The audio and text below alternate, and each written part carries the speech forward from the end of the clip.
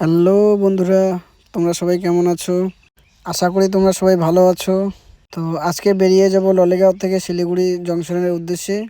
যেহেতু আমার আজকে 4 দিনের ট্রিপ শেষ হবে, তো এখন শিলিগুড়ি জংশনের উদ্দেশ্যে রওনা দিব।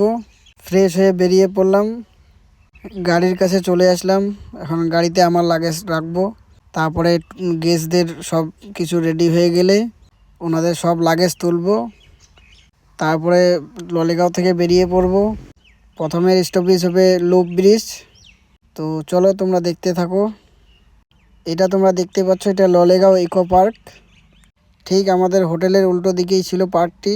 তো চলো তোমরা দেখতে থাকো, পরের জায়গাগুলি তোমাদেরকে দেখাবো। তো আমি এখন লাগেজ তুলে নিলাম, গাড়িতে প্লাস্টিক দিয়ে বেঁধে নিলাম। বেরিয়ে যাব এখন ললেগাঁও থেকে। এখন আমি চলে আসলাম লুপ ব্রিজ।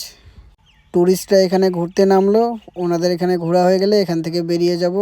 তারপরে শিবক বাজারে দাঁড়াবো কোনো এক ভালো রেস্টুরেন্টে। তো ট্যুরিস্টরা ওখানে লাঞ্চ করে নিবে। লাঞ্চ করা হয়ে গেলে তারপরে শিলিগুড়ি টাউনে ঢুকবো। তো চলো বাকিগুলো তোমাদেরকে দেখাই।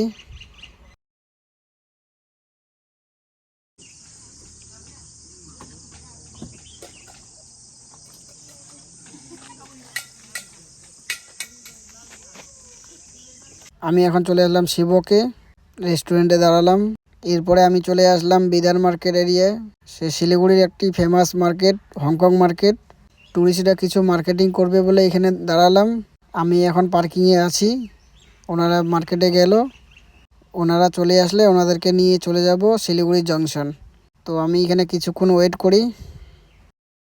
আমিও চলে আসলাম স্টেশনে। তো এখানে আমি লাগেজ নামিয়ে দিলাম। শিলিগুড়ি জংশন, ট্যুরিস্টরা বের হয়ে গেল। তো আজকের মতো ব্লগটি এখানে শেষ করলাম। ভালো লাগলে লাইক করে দিও, চ্যানেলটি সাবস্ক্রাইব করে দিও। এরপরে নেক্সট ট্রিপে দেখা হচ্ছে তোমাদের সাথে।